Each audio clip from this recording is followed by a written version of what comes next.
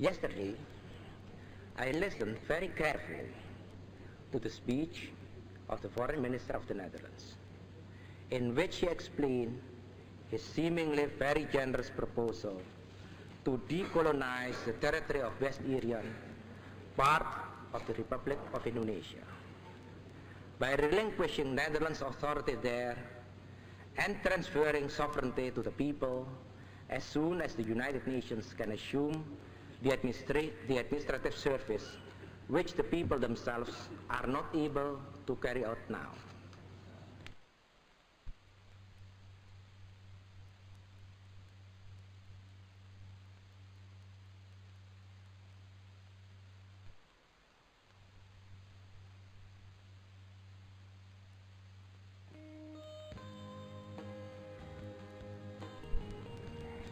Mr. President, we now have reached a stage in which the Netherlands, for the reason I have already mentioned, are prepared to relinquish their power in West Irian.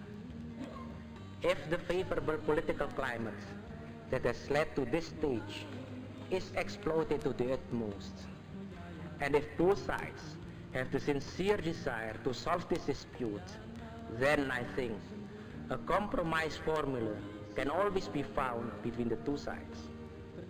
Unfortunately, however, this is not being done. Instead, the Netherlands are making use of the present favorable climate to ignore Indonesia, which has its rightful claims, and thereby worsen the relationship between our two countries.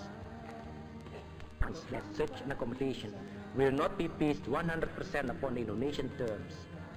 I can see no reason why, if both sides approach this problem with sincerity, a formula cannot be found on the question of self-determination and the authority of the United Nations.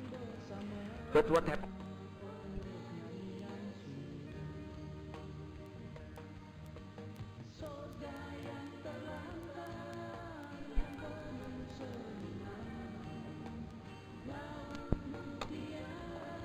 First, Indonesia is not claiming any other people's territory. The Indonesian people as a whole would feel ashamed if their anti-colonial struggle would degenerate into expansionism and result in colonizing other people.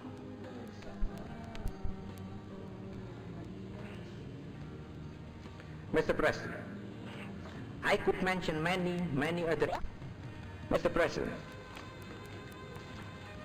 for these reasons, we have to reject without any reservation the Netherlands draft resolution as it now stands.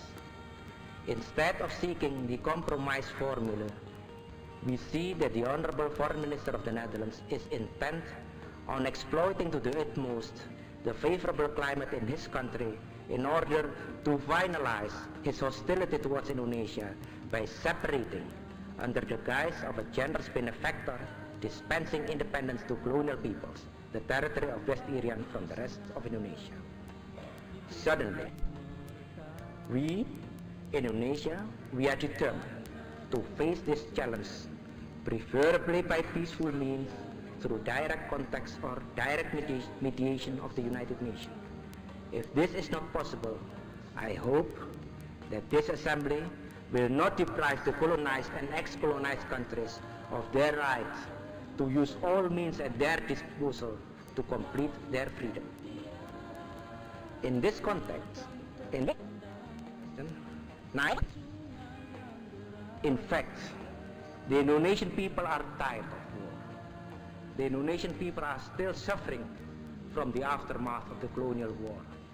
Nothing is dearer to our hearts than to live and to work in peace.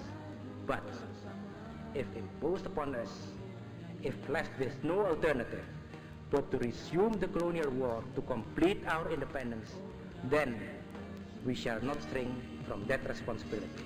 Thank you, Mr. President, for your indulgence.